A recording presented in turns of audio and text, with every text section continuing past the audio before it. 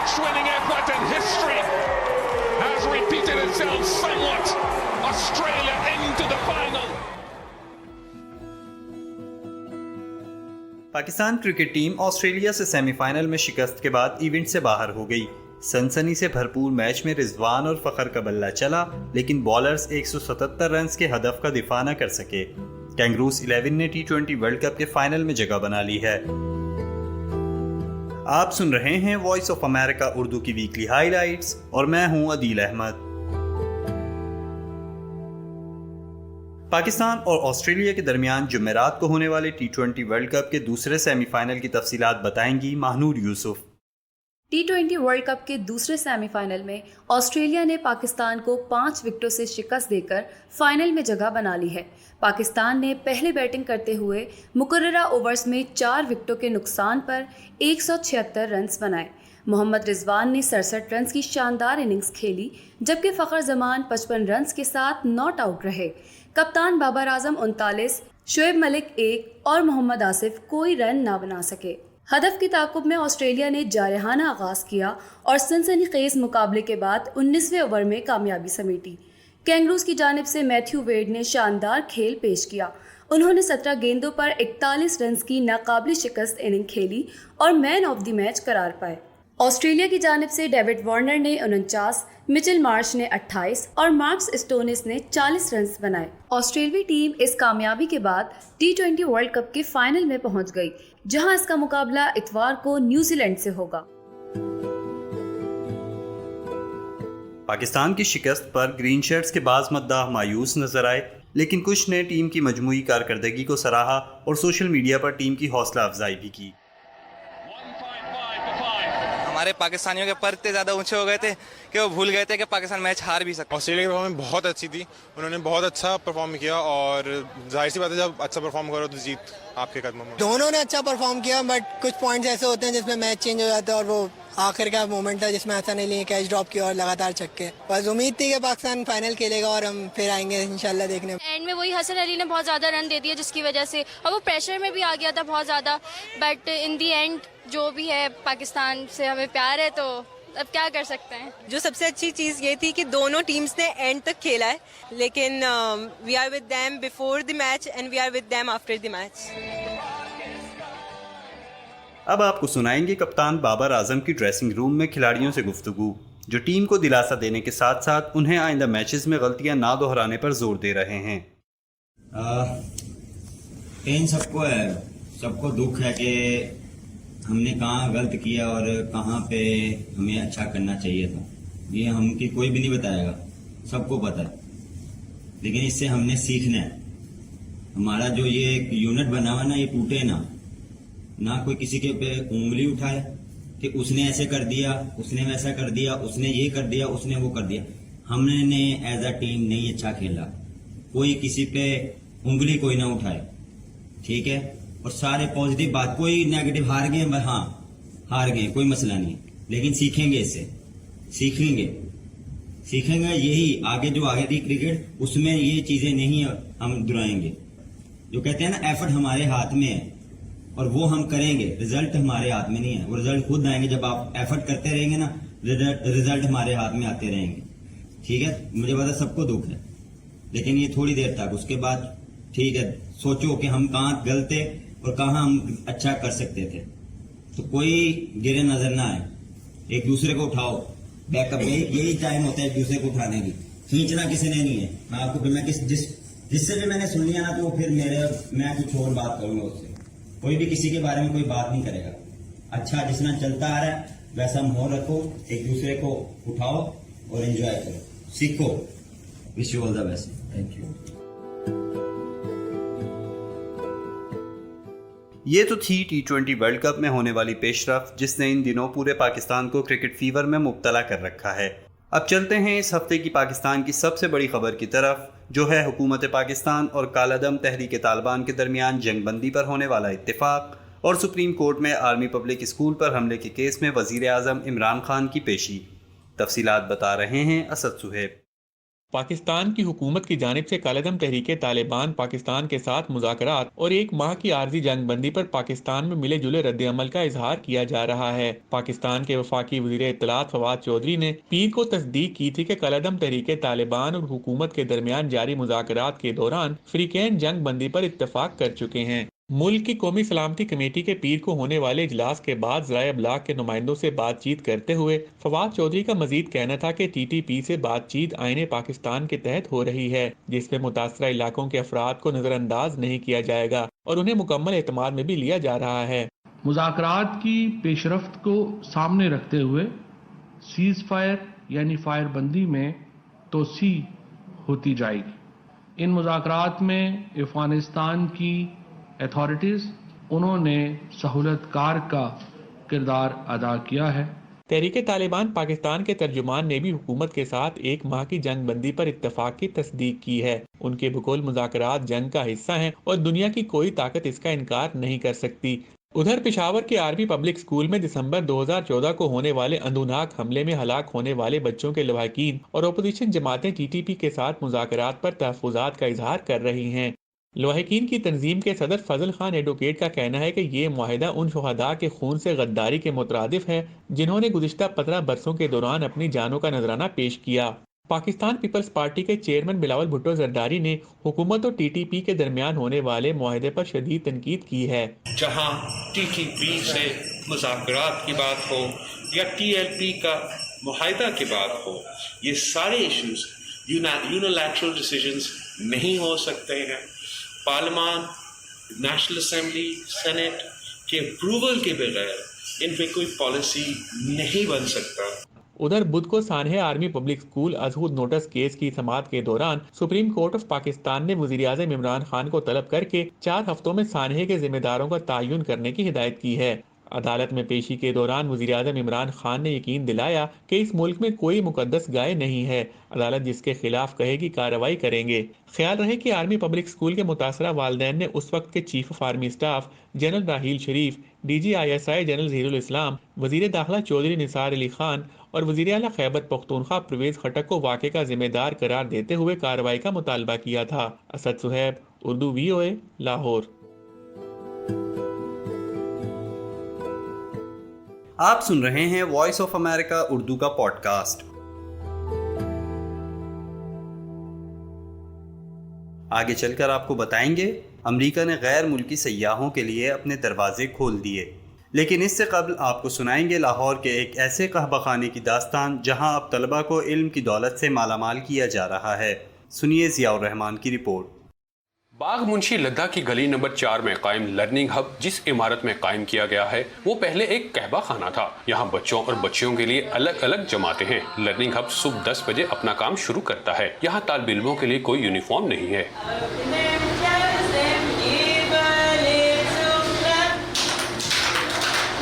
علاقے کی وجہ شہرت اور مقامی آبادی کی دلچسپی کو مد نظر رکھتے ہوئے سب سے پہلے بچوں کے لیے موسیقی کی کلاسیں شروع کی گئیں۔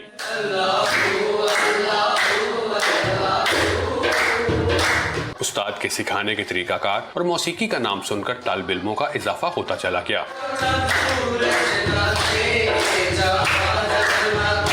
جس کے بعد آہستہ آہستہ ریاضی، انگلش، دینی تعلیم اور دیگر علوم کی جماعتوں کا آغاز کیا گیا۔ ہماری فیملی میں کافی زیادہ لوگ بھی جاتے ہیں، میرے بھائی، میرے کزنس، اور ان کی طرف دیکھ کے مجھے یہ شوق ہوا کہ میں بھی گاؤں۔ پھر میں ادھر آیا اس اسکول میں اور اسکول نے میری کافی زیادہ ہیلپ کی۔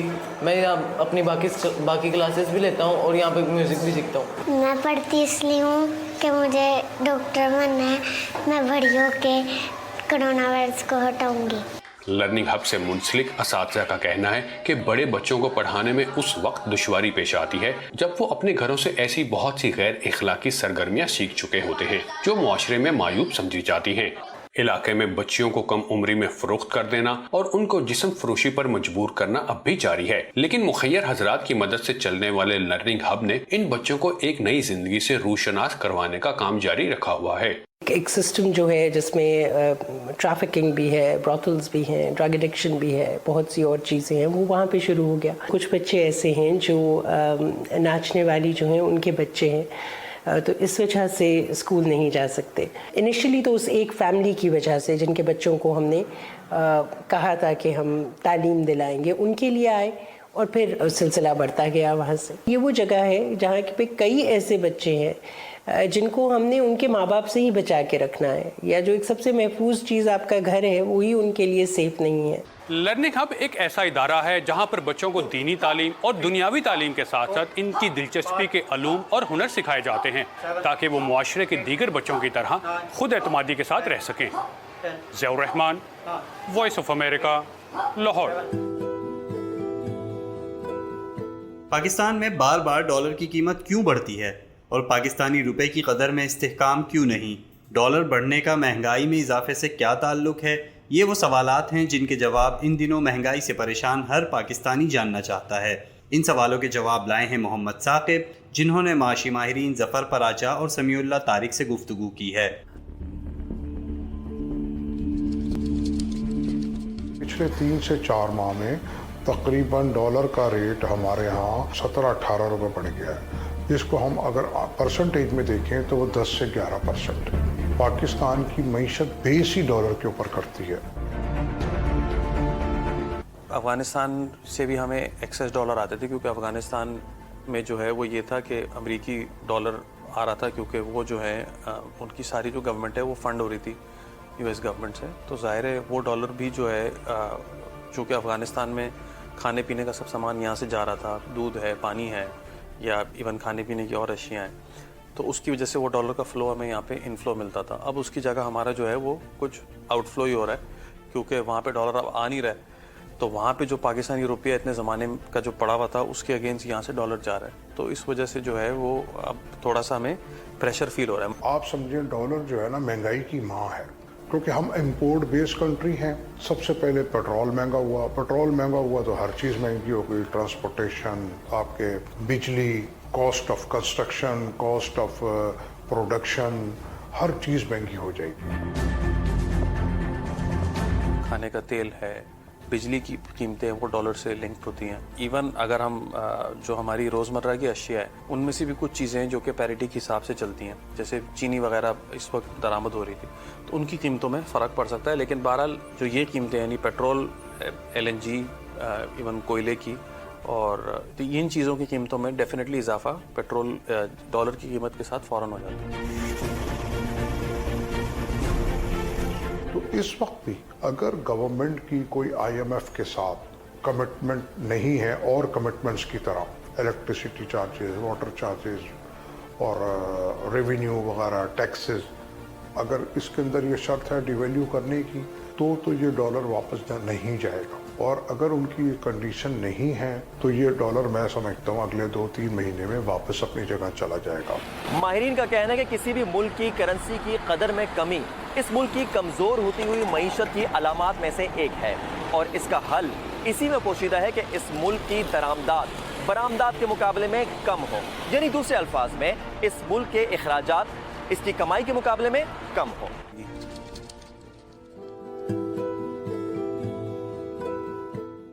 آپ سن رہے ہیں وائس آف امریکہ اردو کا پوڈ کاسٹ. امریکہ نے لگ بھگ 1.5 برس بعد غیر ملکی مسافروں کے لیے اپنے زمینی اور فضائی راستے کھول دیے ہیں.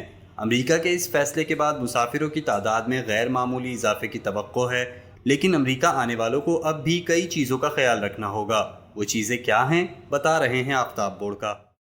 تقریباً 1.5 سال کی پابندیوں کے بعد اب امریکہ نے چائنا, انڈیا, UK اور ساؤتھ افریقہ سمیت 33 ممالک سے آنے والے وزٹرز کے لیے بہت ساری پابندیاں جو پہلے لگی ہوئی تھی وہ اب ختم کر دی ہیں. امریکہ میں موجودہ کرونا وائرس کی صورتحال اور اس کی بہتری کو دیکھ کر حکومت نے یہ طے کیا ہے کہ کچھ ریسٹرکشنز کے ساتھ یہاں سے آنے والے لوگوں کو امریکہ میں داخلے کی اجازت دی جائے گی. وہ ریسٹرکشنز کیا ہیں اب ان پر نظر ڈالتے ہیں. ان تمام ممالک سے آنے والے وزٹرز کو مکمل طور پر ویکسینیٹڈ ہونا پڑے گا اور اپنے ساتھ اپنے کووڈ کا ایک نیگیٹو ٹیسٹ بھی ساتھ رکھنا ہوگا جو کہ ان کے ڈپارچر سے 72 گھنٹے یا اس سے کم میں کیا گیا ہو. لیکن یہ شرط ان لوگوں پر لاگو نہیں ہے جو کہ 18 سال سے کم عمر کے ہیں یا کسی بیماری کی وجہ سے ویکسین نہیں لے سکتے. या उनका ट्रैवल इतना इमरजेंसी में है कि उनके पास ये वक्त नहीं है कि वो वैक्सीन लगवा सकें। अमरीकी वफाकी इदारे CDC के मुताबिक वो तमाम वैक्सीन एक्सेप्टेबल हैं जिन्हें WHO ने अप्रूव किया हुआ है। इन वैक्सीन में अमेरिका की फाइजर, मॉडर्ना और जॉनसन एंड जॉनसन शामिल है। इसके अलावा इसमें एस्ट्राजेनेका और चाइना की भी एक वैक्सीन शामिल है, लेकिन इस लिस्ट में रशिया की बनाई गई स्पुतनिक वैक्सीन फिलहाल शामिल नहीं है। इसके अलावा अगर कोई अमरीकी शहरी इन ममालिक से सफर कर रहा है और उसने वैक्सीनेशन नहीं लगवाई तो उसके लिए ये शर्त है कि उसका कोविड का नेगेटिव टेस्ट 1 दिन के अंदर हुआ हो, मीनिंग कि जो उनकी डिपार्चर डेट है उससे 24 घंटे या उससे कम में अगर उनका नेगेटिव टेस्ट है तो वो अमेरिका में ट्रैवल कर सकते हैं। 8 नवंबर को जैसे ही ये सारी रिस्ट्रिक्शंस एयर ट्रैवल के लिए खत्म की गई, उसी वक्त अमेरिका के जो लैंड बॉर्डर्स हैं साउथ और नॉर्थ में, उनको भी खोल दिया गया कनाडा और मेक्सिको के लिए, और वहां से आने वाले शहरियों के लिए भी यही शराइत मौजूद हैं। फजाई सफर करने वालों के लिए जो शराइत हैं उनको इन्फोर्स करना एयरलाइंस की जिम्मेदारी होगी, और अगर कोई एयरलाइन इन रूल्स को इन्फोर्स नहीं कर पाती तो हर वायलेशन के नतीजे में इन्हें $35,000 तक का जुर्माना फेस करना पड़ सकता है। इसके अलावा अगर बाहर से आने वाले कोई शहरी कोई मजीद मालूमात हासिल करना चाहते हैं तो अमेरिका के फेडरल इदारे CDC की वेबसाइट पर कंट्री स्पेसिफिक इंफॉर्मेशन भी मौजूद है। That's it. अमेरिका तो बहुत दूर है और इसका वीज़ा मिलना भी आसान नहीं, लेकिन पाकिस्तानियों के लिए जिस मुल्क का वीज़ा बहुत ही आसान है वो है तुर्की, जो इन दिनों पाकिस्तानी सयाहों की नई मंजिल बनता जा रहा है। पाकिस्तानी तुर्की इतना क्यों जा रहे हैं, जानिए तंजीलुर रहमान और सुंबुल कामरान की इस रिपोर्ट में।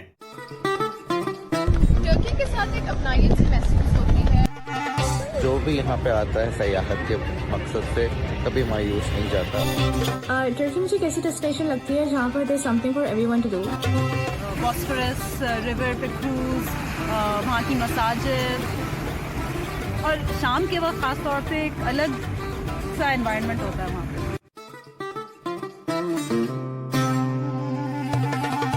पिछले 5 से 7 साल में टर्की का ट्रेंड बहुत ज़्यादा बढ़ा है पाकिस्तानी टूरिस्ट में, और उसकी वजह यह है कि एक तो फार ईस्ट और ट्रैवल बहुत कर लिया था पाकिस्तानियों ने, उसके बाद टर्की का ट्रेंड स्टार्ट हुआ, और वेदर बहुत सूट करता है पाकिस्तानियों को। एक फैमिली कंप्लीट एंटरटेनमेंट है टर्की में, वीज़ा इजीली मिल जाता है, यूरोपियन कंट्री है, और बच्चों से लेकर बड़ों तक हर एक्टिविटी मौजूद है।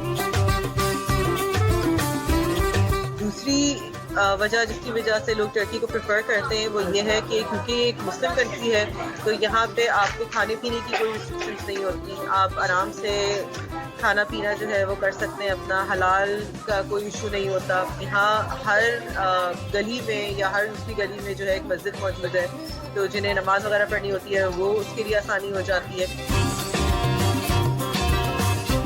इश्क मम्नू से लेके अर्तुगरुल गाजी तक जितने भी कल्चर ट्रेडिशन जो टर्की का पेश किया गया है पाकिस्तानी में, और इन्होंने पाकिस्तानी में उनको बहुत ज़्यादा पसंद किया है, और वो इससे बहुत ज़्यादा इंस्पायर हुए हैं, बहुत ज़्यादा विज़िट करना चाहते हैं टर्की, और उनकी मेन साइट्स को विज़िट करते हैं, उनके मेन मज़ारात को विज़िट करते हैं, और टर्की ट्रेडिशन से एक तरह से मोहब्बत हो गई है पाकिस्तानियों को। ड्रामोस का डेफिनेटली इम्पैक्ट रहा है। जो घर था जो इश्क ममनू में शूट हुआ था उसकी अब बाकायदा टूर्स होते हैं, लोग जाते हैं उसको विजिट करते हैं, देखते हैं।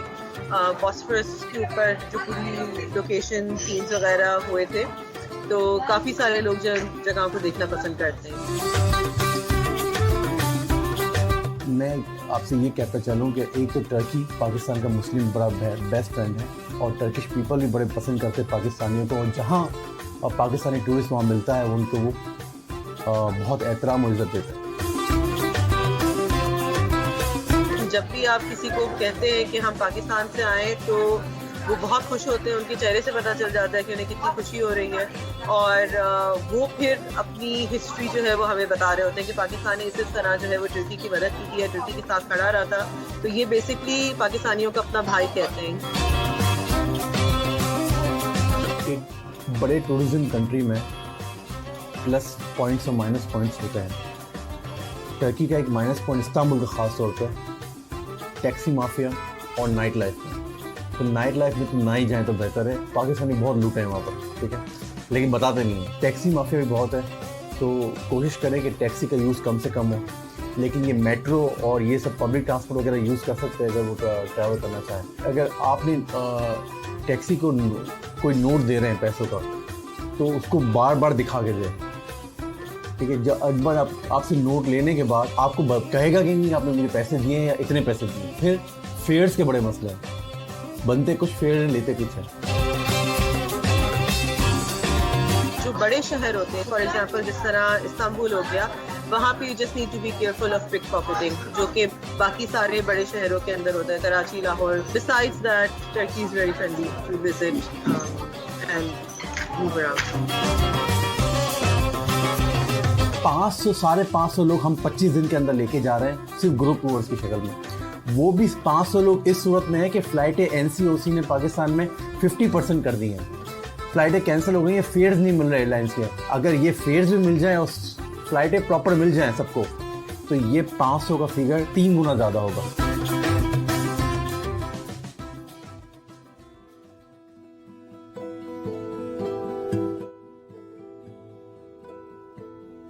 آپ سن رہے تھے VOA اردو کی ویکلی ہائی لائٹس. اس شو کو ایڈٹ کیا تھا سنبل کامران نے اور اس کے پروڈیوسر تھے عمیر بن ریاض. آپ اس شو کے بارے میں اپنی رائے کا اظہار ہمارے سوشل میڈیا پیجز پر کر سکتے ہیں. تازہ ترین خبروں کے لیے ہماری ویب سائٹ وزٹ کیجیے